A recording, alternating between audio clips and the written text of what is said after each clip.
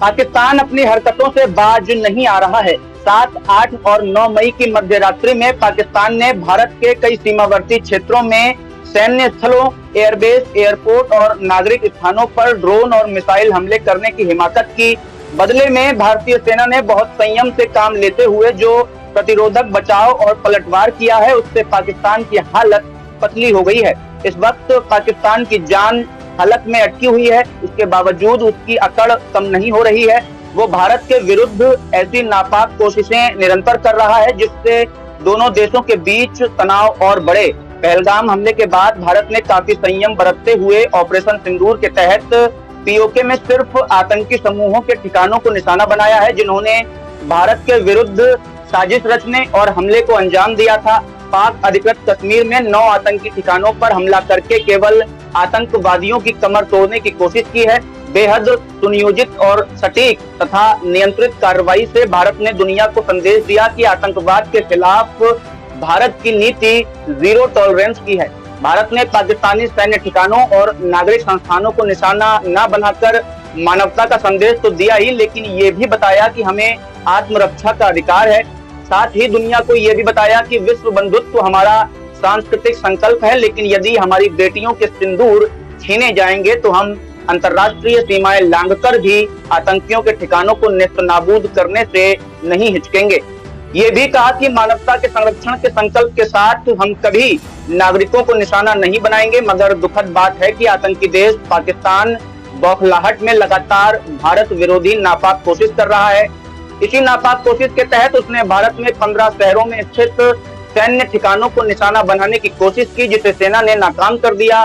भारत की तरफ से दी गई जानकारी के अनुसार 7, 8 और 9 मई के बीच वाली रात को पाकिस्तान ने उत्तर और पश्चिम भारत के कई क्षेत्रों को निशाना बनाया। इनमें अवंतीपुरा, श्रीनगर, जम्मू, पठानकोट, अमृतसर, कपूरथला, जालंधर, लुधियाना, आदमपुर, बठिंडा, चंडीगढ़, उत्तरलाई, नाल, फलौदी और भुज शामिल थे।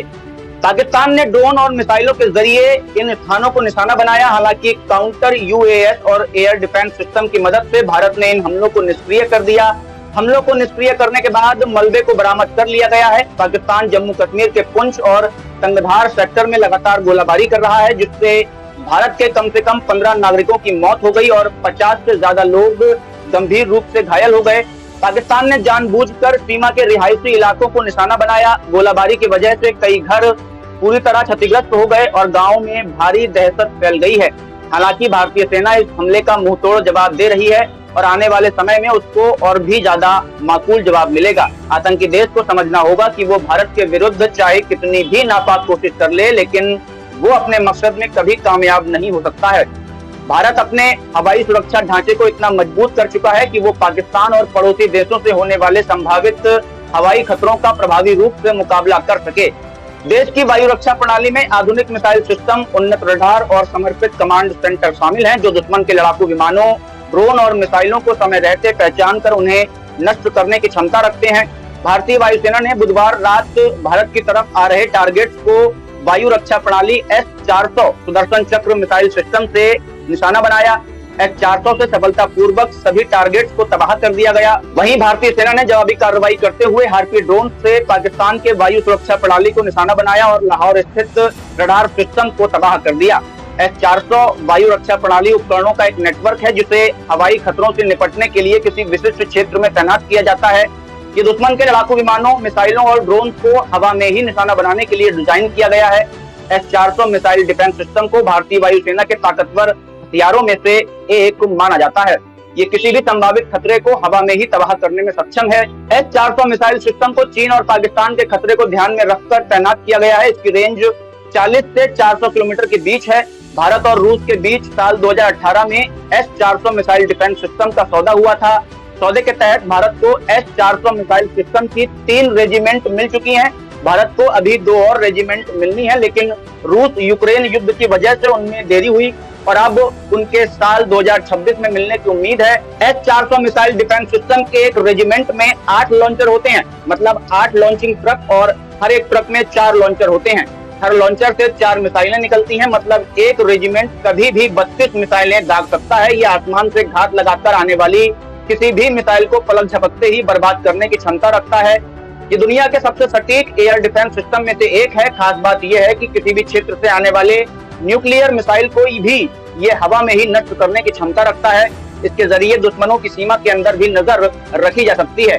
भारतीय वायुसेना में अब आधुनिक ड्रोन भी शामिल हो गए हैं। भारत ने हारियो ड्रोन्स की मदद से पाकिस्तानी रडार सिस्टम को निशाना बनाया। हारियो ड्रोन्स को इजराइल की कंपनी इजराइल एरोस्पेस इंडस्ट्रीज द्वारा विकसित किया गया है। ये उन्नत श्रेणी का लोइटरिंग कम्युनिकेशन सिस्टम है जो हवा में मंडराते हुए दुश्मन पर नजर रखता है और इशारा मिलते ही उसे तबाह कर देता है।